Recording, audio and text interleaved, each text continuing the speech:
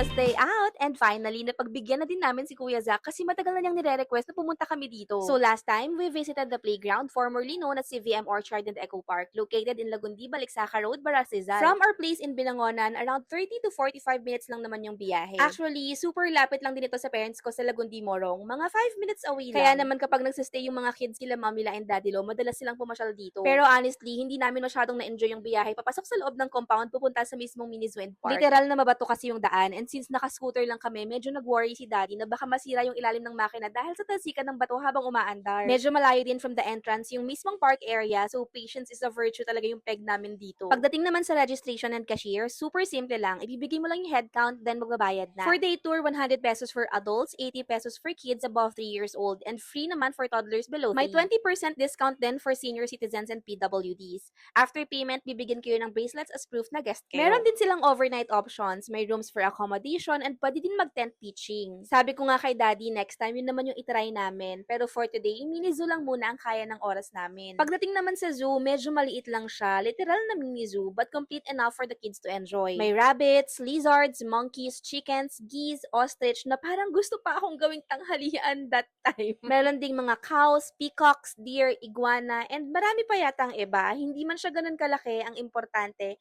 sobrang nag-enjoy ang kids while seeing the animals up close. Grabe nga to si Kuchi, tuwang-tuwa na hinahabol siya ng mga unggoy. Talagang nagpapabalik-balik siya kasi hinahabol siya ng mga monkeys dyan.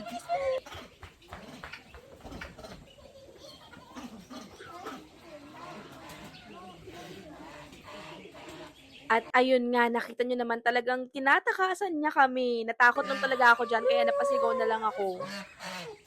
It's a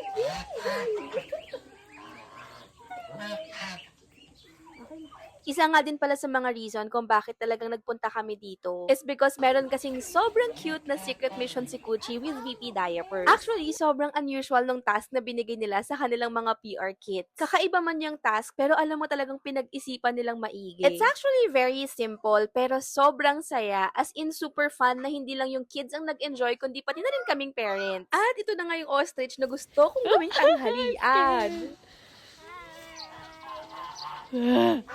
Shh. Shh. Papakita ko sa inyo kung gaano siya kalapit. Ayan siya. Ikot na lang yun. Uy, huwag ka na manakot. Nananakot siya. I cannot. Grabe yung ostrich. Nananakot siya, be. Parang gusto niya akong kainin ng buhay.